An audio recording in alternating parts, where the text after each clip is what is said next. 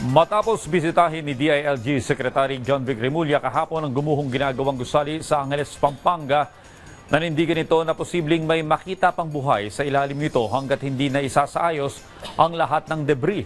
Tuloy-tuloy naman ang kanilang operasyon sa paghahanap ng mga biktima ng trahedya. Si JM Thompson para sa update live. JM?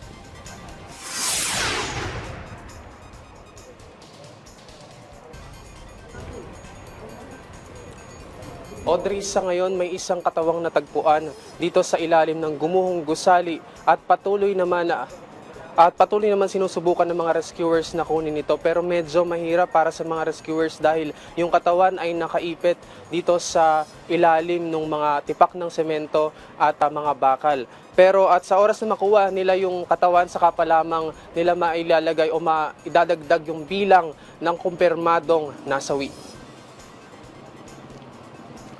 Pasado alas 6 kagabi ay nakita itong katawan ng isa sa mga biktima sa tulong ng K9 Dog Unit ng Philippine Coast Guard, kung saan makikitang positibo na may katawan nga roon.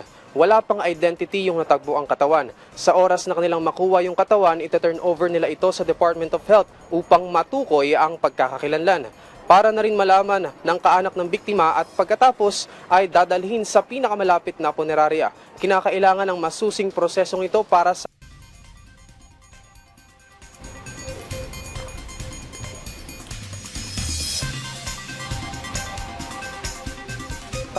Nilinaw naman ni Fire Superintendent Maria Lea Sahili na hindi sila mawawala ng pag-asa na mahanap ang lahat ng mga katawan na nasa ilalim pa rin ng gumuhong gusali. Kaya't sa ngayon, ang operasyon ay magiging search, rescue and retrieval operations. Samantala, patong-patong na kaso naman ang posibleng kaharapin ng contractor at owner dahil sa mga maaring paglabag nito sa labor code.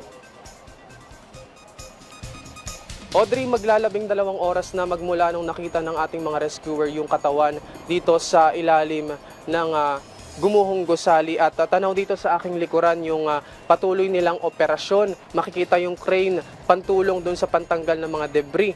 At maingat nila itong ginagawa dahil delikado, dahil yung katawan nung nakita nila ay nakaipit nga doon sa malalaking tipak ng semento at mga bakal. Pero anumang oras ngayon, posible na lang makuha yung katawan. Audrey? Alright, maraming salamat, JM Thompson.